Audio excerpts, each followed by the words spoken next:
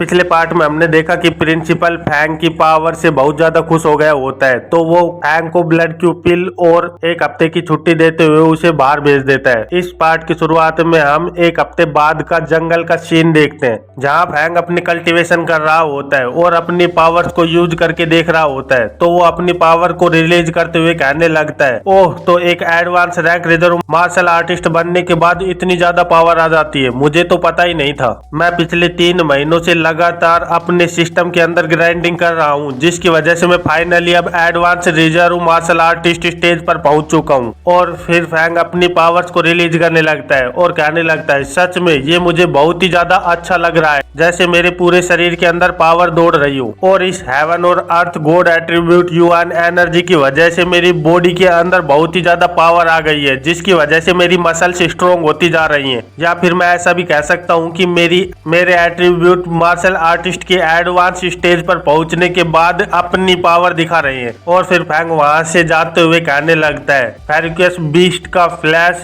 Blood cube पिल से बहुत ज्यादा इफेक्ट दिखाता है, इसी की वजह से मैं अपनी पावर को इतना ज्यादा बढ़ाने में कामयाब हो पाया हूँ। वैसे सिंगल एट्रीब्यूट युआन एनर्जी मुझे बहुत ही ज्यादा कम लग रही है, इसीलिए मुझे और ज्यादा एट्रीब्यूट टैलेंट्स को ढूंढना होगा और उन्हें फ्यूज करना होगा। और एक बार अगर मैंने पूरे के पूरे 10 एट्रीब्यूट्स को इस पावर के अंदर फ्यूज कर लिया तो मैं इस वर्ल्ड का सबसे ज्यादा ताकतवर प्रोटोटाइप बन जाऊंगा। उसके बाद हमें स्टार साइन बेस के आउटर वॉल को दिखाया जाता है, जहाँ पे फैंग घूमते हुए कह रहा होता है, इन पिछले 3 महीनों के अंदर मैंने रैंक 2 की martial technique god energy palm strike और लिमिट क्रैशिंग पंच को पा लिया है, जिसकी वजह से मेरी पावर और ज्यादा बढ़ गई है। और साथ में मेरे पास अब रैंक 2 फोर्जिंग टेक्निक और रैंक 1 गोल्ड एट्रीब्यूट टेक्निक भी आ गई है, जो कि मेरी पावर को और ज्यादा बढ़ाने में बहुत ज्यादा साथ दे रही है। वैसे अगर मैं अपनी पहले की स्किल्स के बारे में सोचूं तो वो तो अब अपनी एडवांस स्टेज पर पहुंच चुकी हैं, जैसे मेरी ट्यूर स्टेप स्किल, और मैंने एक अलॉय स्वॉर्ड और अलॉय आर्मर भी गेन कर लिया है, जिसकी वजह से अब मेरे डिफेंस भी बहुत ज्यादा बढ़ चुका है। इसका मतलब ये है कि अब मैं बाहर जाकर बीस्ट को हंट कर सकता हूँ, और अगर मुझे ऐसा कोई फेरिक्यूस बीस्ट मिला जो कि बहुत ज्यादा पावरफुल हुआ तो मैं उसे अपने प्रोजेक्शन में शामिल कर अपने लेवल्स को ग्राइंड कर पाऊंगा। और फैंग ऐसे ही सोचते हुए जंगल की ओर जा रहा होता है, तभी वहां अंदर सिटी के अंदर से कोई उसके ऊपर नजर रख रहा होता है और उसे देखकर कहने लगता है, आखिरकार ये बच्चा किस फैमिली से है, ये तो 14-15 साल का लग रहा है और ये वाइल्ड में हंट करने जा रहा है। सच में कितना ज्यादा एरोगेंट लड़का है ये। चलो कुछ लोगों को तैयार करो ताकि इसकी लाश को वापस से लाया जा सके। पर इधर हम देखते हैं कि फैंग बड़े मस्ती से उस सुनसान गली से जा रहा होता है और वो एक जंगल की ओर जा रहा होता है, जिसके अंदर बहुत सारे मॉन्स्टर भरे हुए होते हैं। फिर हमें उस जंगल के बारे में बताया जाता है कि वो जंगल डार्क स्नो फॉरेस्ट है, जो कि स्टार साइन बेस के बाहर स्थित है, जिसके अंदर बहुत सारे फेरिक्यूस बीस्ट भरे हुए हैं और बहुत सारे मॉन्स्टर जो कि बहुत ज्यादा डेंजरस हैं। लेकिन वहां पर इतने ज्यादा रिसोर्सेस है कि वे तुम्हें आसानी से रिच बना सकते हैं, इसीलिए हंटिंग के लिए वो सबसे अच्छी जगह बन जाती है और ज्यादातर हंटर्स वहां पर जाते ही रहते हैं। वैसे जब भी कोई नॉर्मल आदमी इस जंगल में आता है तो उसे यहाँ का मैप खरीदना पड़ता है, ताकि वो फेरिक्यूस बीस्ट की डिस्ट्रीब्यूशन को समझ पाए कि कहाँ पे कितने ज्यादा ताकतवर फेरिक्यूस बीस्ट रहते हैं। लेकिन फैंग यून उसे इन सब की कोई जरूरत नहीं है, क्योंकि उसके पास बहुत ही ज्यादा कॉम्बैट एक्सपीरियंस है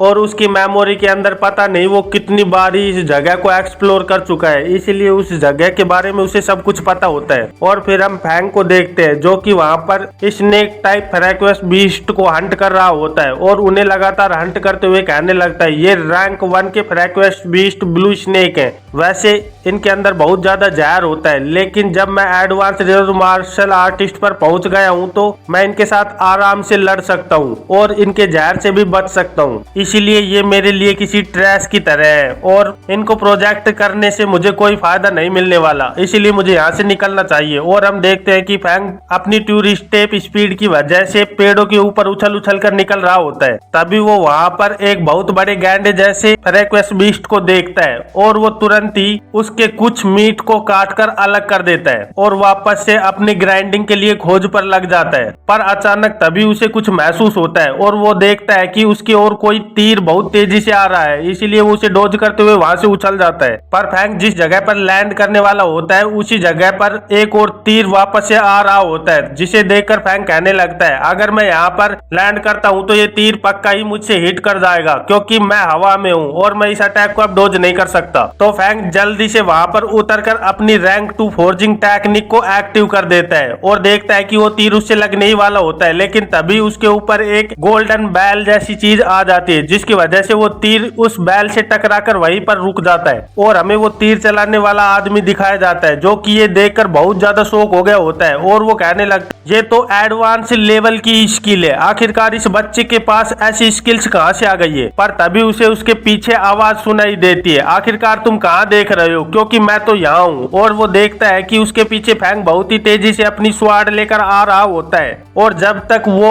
तीर वाला बंदा कुछ कर पाता उससे पहले ही फैंग अपनी स्वाड से उसके पीठ पर एक खतरनाक स्वाड स्लैश लगा देता है, जिसकी वजह से उसका एक ही अटैक में काम तमाम हो जाता है। और फैंग नीचे उतरते हुए कहने लगता है जाऊ कुन लोंग के एक्सपीरियंस की वजह से मुझे इस फॉरेस्ट के बारे में सब कुछ पता है और मुझे पता है कि यहाँ पर अंधेरे में डाकू इस फॉरेस्ट में आते हैं जो कि आम लोगों को पकड़कर उनके सामानों को लूट लेते हैं, इसीलिए मुझे यहाँ पर फ्रैक्वेस बीस्ट के साथ साथ इन डाकुओं का भी ध्यान रखना होगा, क्योंकि ये भी छुपे हुए खतरे हैं। फिर फैंग उस डाकू को चेक करते हुए कहने लगता है ये तो सच में बहुत ही ज्यादा गरीब कचरा है, क्योंकि इसके पास 3 ब्लड क्यूपिल के अलावा और कुछ भी नहीं है। सच में इसके साथ लड़ाई करना तो मेरा टाइम खराब करने जैसा है, इसीलिए वो वहाँ से तुरंत ही निकल लेता है। और हम देखते हैं कि पेड़ के पीछे कुछ लोग छिपकर उन्हें देख रहे होते हैं और तभी हम देखते हैं कि पेड़ के पीछे से एक पतला और एक मोटा लड़का बाहर निकलकर उधर देखने लगता है और कहने लगता है वो लड़का सिर्फ 14-15 साल का था और उसके पास कितनी ज्यादा क्रेजी फिजिक्स और बैटल अवेयरनेस थी। तो वो मोटा लड़का उस मरे हुए आदमी को देखकर कहता है मैं इस आदमी को जानता हूँ, इसका नाम लियू गुआन है और ये स्पेशलाइज्ड शूटिंग एरो वाला लड़का है, इसने बहुत सारे हंटर्स को मारा है, लेकिन अब इसको देखो, अब इसके पास ऐसी कोई पावर नहीं बची है कि ये वापस से खड़ा होकर वापस से अटैक कर पाए। तो मोटे का साथी उससे कहने लगता है ये तो बहुत ही ज्यादा नॉर्मल बात है कि एक एडवांस स्टेज की स्वाड स्लैश के बाद कैसे खड़ा हो सकता है, और स्वाड स्लैश के साथ साथ उस लड़के के पास रैंक 2 की इंस्टीट्यूट स्टेप्स और रैंक 2 की फोर्जिंग टेक्निक भी थी। ये सुनकर मोटा शौक होते हुए कहने लगता है व्हाट द हेल, क्या रैंक 2 की 2 टेक्निक्स और वो भी एडवांस स्टेज पर, क्या ये पॉसिबल भी है कि कोई 14-15 साल की उम्र में इन सबको मास्टर कर पाए। तो उसका साथी उसे कहने लगता है मुझे इसे देखकर ऐसा लग रहा है कि उसने 4-5 साल का था तभी से अपने कल्टीवेशन में ध्यान देना शुरू कर दिया था। तो उसकी ऐसी बात सुनकर मोटा कहने लगता है नो वे,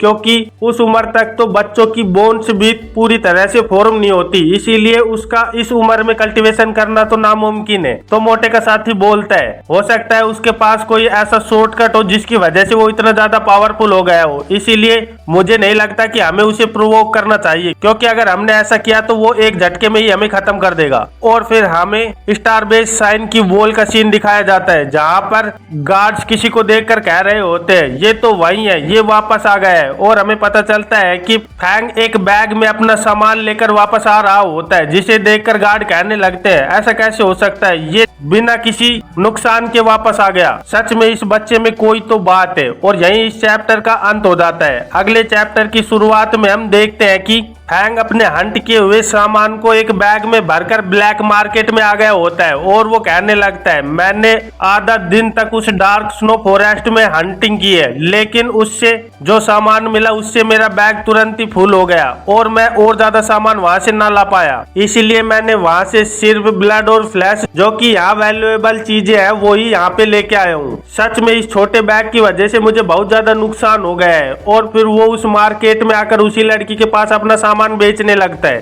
फिर अपना सामान बेचकर वो कहने लगता है मैंने अपना पूरा सामान सिर्फ $300,000 में बेच दिया है, ये तो उतने भी नहीं है जितना कि एक ब्लैक गोल्डन ईगल से मुझे मिल गई थी। पर फिर अपने आप को शांत करते हुए कहने लगता है लेकिन चलो कोई बात नहीं, मुझे ज्यादा ग्रीडी नहीं होना चाहिए, वैसे भी आधे दिन में मैंने $300,000 कमा लिए, ये काफी है मेरे लिए। और फिर फैंग वहां से सीधे अपने घर की ओर आ जाता है और कहने लगता है मैं घर आ गया हूँ। और फिर अपने मन में सोचने लगता है सच में ये बहुत ही ज्यादा निराशाजनक है कि मैं वहां पे किसी भी ऐसे बीच से नहीं मिल पाया जिसके पास एट्रीब्यूट टैलेंट हो, लेकिन कोई बात नहीं, मैं धीरे धीरे ऐसे किसी को तो ढूंढ ही लूंगा जिसके पास एट्रीब्यूट हो। पर तभी फैंग को वहाँ पर मीट की स्मेल आने लगती है और वो कहने लगता है ये तो मीट की स्मेल है, आखिरकार घर में मीट कौन पका रहा है। तभी वहाँ पर लैन आ जाती है और वो मुस्कुराते हुए फैंग को कहने लगती है फैंग यून। पर जब तक फैंग उसकी किसी बात का जवाब दे पाता उससे पहले ही लैन उसका हाथ को पकड़कर खींचने लगती है। तो फैंग उसे देखकर कहने लगता है आखिरकार यह हुआ क्या है। तो लैन बोलती है किसी एनोनिमस ने $200,000 वेलफेयर हाउस में डोनेट किए, इसीलिए डायरेक्टर ने हमें एडिशनल फूड दिया है। और फिर वो दोनों डाइनिंग टेबल रूम में आ जाते हैं जहाँ पे वो लोगों को खाना खाते हुए देखकर फैंग सोचने लगता है इस एरा में नॉर्मल आदमी एक टाइम का खाना खा ले वही उसके लिए सेलिब्रेशन होता है, इसीलिए मुझे और ज्यादा हार्ड वर्क करना होगा और अपनी पावर्स को इतना ज्यादा बढ़ाना होगा कि मैं इतने ज्यादा पैसे कमा पाऊं कि इन सभी को स्टार साइन अकेडमी के अंदर ले जा पाऊं और इनके लिए एक घर खरीद पाऊं जहां पर ये लोग आराम से रह सके और एक अच्छी जिंदगी जी पाए। और फिर हमें दूसरे दिन का सीन दिखाया जाता है जहां पर फैंग अपनी स्कूल में आ रहा होता है और वो सोच रहा होता है आज मुझे हाई रैंक क्लास में रिपोर्ट करना है, लेकिन अब मुझे स्कूल में और ज्यादा अपने आप को लो की रखने की जरूरत नहीं है क्योंकि यहाँ पर सभी को पता चल गया है कि मेरे पास कितनी ज्यादा पावर है। और फिर हमें एक क्लासरूम का सीन दिखाया जाता है जहाँ पर एक टकला टीचर बच्चों से कह रहा होता है तुम सच में बहुत ही ज्यादा कमजोर हो, तुम्हें क्या लगता है कि 30 साल की एज में तुम मार्शल आर्टिस्ट बन गए हो तो तुम्हारे पास पावर आ गई है, लेकिन तुम बहुत ही ज्यादा कमजोर हो। ये मत सोचना कि तुम्हारे पास अभी भी 15 साल है कि तुम और ज्यादा कल्टीवेट करके पावर हासिल कर लोगे, तुम्हें जो भी करना है वो अभी करना होगा। और जब वो टकला टीचर अपना लेक्चर दे रहा होता है तभी बीच में फैंग अपना हाथ खड़ा कर कहने लगता है टीचर मुझे लीव चाहिए। उसकी ऐसी बात सुनकर वहाँ पे बच्चे आपस में बात करने लगते हैं ये तो फैंग यून है, ये तो वही है जिसे SSS रैंक मिली है। तो एक लड़का कहने लगता है क्या पहले ही दिन लीव मांग रहा है, सच में ये कितना ज्यादा घमंडी हो गया है। फैंग की बात सुनकर वो टकला टीचर भी कहने लगता है छुट्टी, आखिरकार तुम्हें कितने दिन की छुट्टी चाहिए। और अपने मन में सोचने लगता है प्रिंसिपल ने मुझे कहा था कि इस बच्चे को अच्छी तरह से ट्रीट किया जाए, लेकिन मैंने ये नहीं सोचा था कि ये पहले ही दिन आकर मुझ पर ऐसा ट्रिक करेगा। और इधर फैंग टीचर से कहने लगता है यही कोई 1 या 2 महीनों की, और मन में सोचता है अगर मैं आधे साल की छुट्टी मांगता तो ये सच में बहुत ही ज्यादा हो जाता। पर फैंग की ये बात सुनकर टीचर बहुत ज्यादा गुस्से में आ जाता है और वो अपने गुस्से को रोकते हुए कहने लगता है 1 या 2 महीने की क्या काम है तुम्हें, और अगर तुमने छुट्टी के लिए कोई अच्छा सा कारण नहीं बताया तो मैं तुझे आज यहाँ सबक सिखाने वाला हूँ। तो फैंग घबराते हुए कहने लगता है सर मेरे पास ऐसी कोई बात नहीं है कि मैं आपको कन्वेंस कर पाऊँ, लेकिन फिर भी मुझे छुट्टी तो चाहिए ही। फैंग की बात सुनकर टकलू बहुत ज्यादा गुस्से में आ जाता है और वो अपनी एनर्जी को रिलीज करते हुए कहने लगता है नहीं, 2 महीने की छुट्टी बहुत ही ज्यादा लंबी छुट्टी होती है, इसीलिए तुम्हें मुझे बताना ही होगा कि तुम्हें ऐसा क्या काम है जिसे तुम्हें सेटल करना है, तुम्हें मुझे बताना ही होगा क्योंकि मैं तुम्हारा क्लास हेड टीचर हूँ। तो फैंग कहने लगता है टीचर क्यों ना हम एक मैच रखते हैं, अगर मैं उसमें जीतता हूँ तो आप मुझे छुट्टी दे देंगे और अगर मैं हार जाता हूँ तो मैं वापस से कभी छुट्टी के लिए नहीं कहूंगा। ये सुनकर तो टकलू टीचर को और ज्यादा गुस्सा आने लगता है और वो कहने लगता है क्या कह रहे हो तुम मेरे साथ फाइट करना चाहते हो और ये सोचते हो कि तुम मुझे हरा सकते हो। इधर मिरर स्पेस से मिस मिरर भी ये सब कुछ देख रही होती है और वो फैंग यून से कहने लगती है फैंग यून तुम सच में बहुत ही ज्यादा ईविल हो, क्योंकि तुम जानते हो कि इस टीचर का लेवल तुमसे बहुत ज्यादा है, लेकिन तुम्हारी मार्शल टेक्निक और कॉम्बैट एक्सपीरियंस इसको हराने में बहुत ज्यादा साथ देने वाला है और तुम इसे आराम से हरा सकते हो, इसीलिए तुमने इसे जानबूझकर प्रोवोक किया है। तो फैंग रिलैक्स होते हुए मिस मिरर से कहने लगता है मेरे पास और कोई चॉइस नहीं थी क्योंकि स्कूल में ऐसा कोई नहीं है जो मुझे कुछ सिखा पाए और मेरा स्कूल में ऐसे टाइम वेस्ट करना बहुत ही ज्यादा मेरे लिए नुकसानदायक है, इसीलिए मैं जल्दी से छुट्टी लेना चाहता हूँ। और फिर हमें दिखाया जाता है कि टीचर और फैंग दोनों आमने सामने अपनी फाइट को शुरू करने के लिए तैयार हो जाते हैं और टीचर फैंग को देखकर कहने लगता है अगर मैंने यहाँ पर तुझे बहुत ही ज्यादा हरा दिया तो उसके बाद तू स्ट्रोंग नहीं हो पाएगा, इसीलिए मैं तुम्हारा अच्छा सोचते हुए चाहता हूँ कि मैं सिर्फ तुम्हारी कुछ ही हड्डियां तोड़ूं जिसकी वजह से तुम कम से कम कुछ टाइम के बाद तो अपना कल्टीवेशन वापस से शुरू कर पाओ। चलो फिर मैच को शुरू करते हैं। और टकलू टीचर कैसे बोलते ही फैंग अपने इंस्टीट्यूट स्टेप की यूज करते हुए बहुत ही स्पीड से टीचर की ओर बढ़ने लगता है और अपने हाथ को आगे करते हुए अपनी उंगलियों में स्वाड को फॉर्म कर लेता है और अपनी 2 उंगलियों से ही स्वाड स्लैश टेक्निक को टीचर के ऊपर एक्टिव कर देता है, जिसे देखकर टीचर कहने लगता है सच में ये तो बहुत ज्यादा तेज है। और टीचर अपने हाथ से उसके हाथ को रोकने की कोशिश करने लगता है और कहता है मैं तुम्हारा टीचर हूँ, तुझे क्या लगता है कि तू ये छोटी मोटी टेक्निक से मुझे हरा पाएगा, तुम्हें और ज्यादा कोशिश करनी चाहिए। और फिर टीचर अपने हाथ में चुआई एनर्जी को गैदर करते हुए वापस से फैंग पर अटैक करने के लिए तैयार हो जाता है। और जब वो अटैक करता है तो वो देखता है कि फैंग वहां से गायब हो चुका होता है, जो देखकर टीचर बहुत ज्यादा शॉक हो जाता है और वो कहने लगता है क्या इसके पास तो एडवांस स्टेज की इंस्टीट्यूट स्टेप्स भी है, ये कैसे हो सकता है। और फिर वो फैंग को देखता है जो कि उससे कुछ दूरी पर ही खड़ा हुआ होता है, जिसे देखकर टकलू टीचर कहने लगता है लेकिन ये सब कुछ मेरे सामने यूजलेस है। और वो अपने हाथ में वापस से पावर गैदर कर फैंग के ऊपर अटैक कर देता है। और जब वो अटैक कर रहा होता है तभी वो देखता है कि उसके हाथ में बहुत ज्यादा पावर आ गई होती है, तो वो कहने लगता है क्रैप, मैंने कुछ ज्यादा ही पावर यूज कर ली है, अब पता नहीं इस लड़के का क्या होने वाला है। लेकिन तभी वो देखता है कि फैंग वापस से अपनी फोर्जिंग टेक्निक को यूज करके अपने ऊपर एक गोल्डन बैल को बना लेता है और उस टीचर का घूसा सीधा जाकर उस बैल से लगता है। ये देखकर वो टीचर कहने लगता है ये क्या, इसके पास तो फोर्जिंग टेक्निक भी है। पर फैंग टीचर को वापस से संभलने का मौका नहीं देता और वो लगातार उसके ऊपर अपने पंच से अटैक करने लग जाता है और फिर अपनी बॉडी से बहुत ज्यादा गोल्डन माना क्यू को बाहर निकालने लगता है और अपनी फुल स्पीड के साथ टीचर के ऊपर अटैक करने के लिए आगे बढ़ जाता है। तो हम देखते हैं कि उस टकलू टीचर की आंख में फैंग का मुक्का आते हुए दिखाई दे रहा होता है, जो कि फैंग की खतरनाक टेक्निक लिमिट क्रैशिंग पंच होता है, जिसे देखकर वो टीचर बहुत ही ज्यादा घबरा जाता है और वो चिल्लाने लगता है। पर हम देखते हैं कि फैंग का घूसा आकर उस टीचर से कुछ दूरी पर ही रुक जाता है और उसके हाथ से बहुत ज्यादा गोल्डन एनर्जी निकल रही होती है। तो फैंग अपने आप को रोकते हुए टीचर को कहने लगता है टीचर आज के लिए इतना ही काफी है। और यही इस चैप्टर का अंत हो जाता है। नेक्स्ट चैप्टर की शुरुआत में हम देखते हैं कि फैंग की इतनी ज्यादा पावर देखकर वो टकलू टीचर बहुत ही ज्यादा कांप रहा होता है और वो कह रहा होता है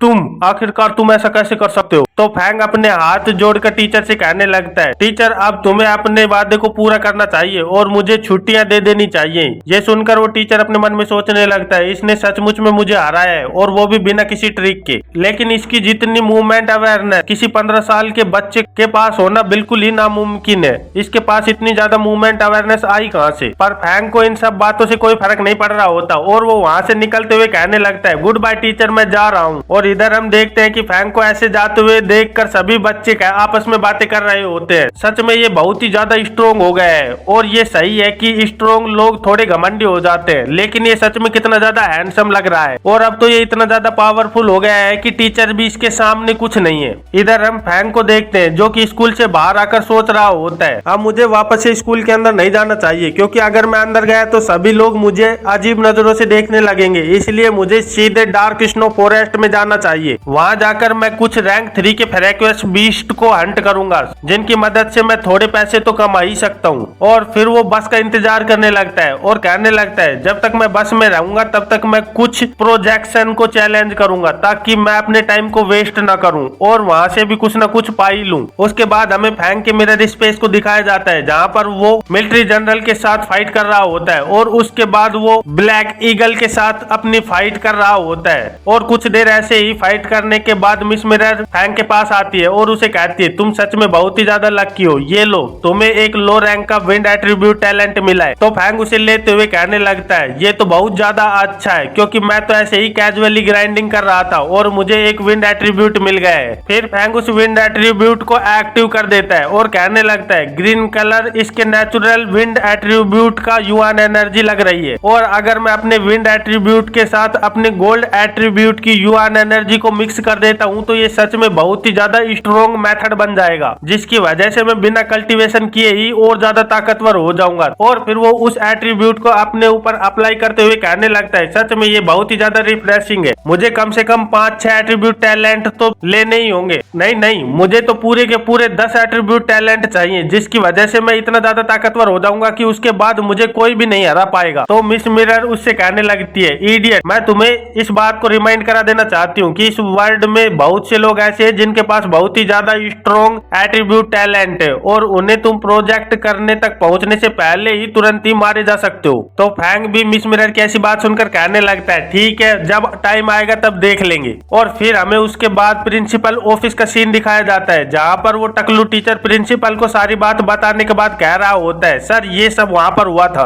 तो प्रिंसिपल, अब आप ही बताइए कि मुझे उसे छुट्टी देनी चाहिए कि नहीं, मुझे आपकी एडवाइस की जरूरत है। ये सब सुनकर प्रिंसिपल मुस्कुराते हुए कहने लगता है, तुम्हें नर्वस होने की कोई जरूरत नहीं है, रिलैक्स हो जाओ और यहाँ पर बैठो और थोड़ी चाय पी लो। अब मैं तुम्हें बताता हूँ कि स्कूल की हिस्ट्री में ऐसा बहुत बार हुआ है कि टीचर्स स्टूडेंट से हारे हैं। तुम्हें तो इस बात से खुश होना चाहिए कि तुम भी उन लोगों में से शामिल हुए हो। ये सब सुनकर टीचर गुस्से में आ जाता है और वो कहने लगता है, क्या मुझे इस बात से खुश होना चाहिए? ये सच में बहुत ही ज्यादा एम्बैरेसिंग है। तो प्रिंसिपल कहने लगता है, फैंग यून की स्किन गोल्ड कलर दिखा रही थी, इसका मतलब ये है कि उसके पास रैंक 2 की फोर्जिंग बॉडी टेक्निक है। और ये तो बात सही है कि ऐसी टेक्निक किसी बिगनर स्टेज के आदमी के पास नहीं हो सकती। ये सुनकर टकलू टीचर शौक होते हुए कहने लगता है, नो वे, ये इम्पॉसिबल है, ऐसा नहीं हो सकता। उसने कुछ न कुछ सीक्रेट तो अपने अंदर छिपा रखे हैं जिसकी वजह से वो इतना ज्यादा स्ट्रॉन्ग होता जा रहा है। तो प्रिंसिपल हंसते हुए कहने लगता है, तुम्हारी क्लास के लिए इतना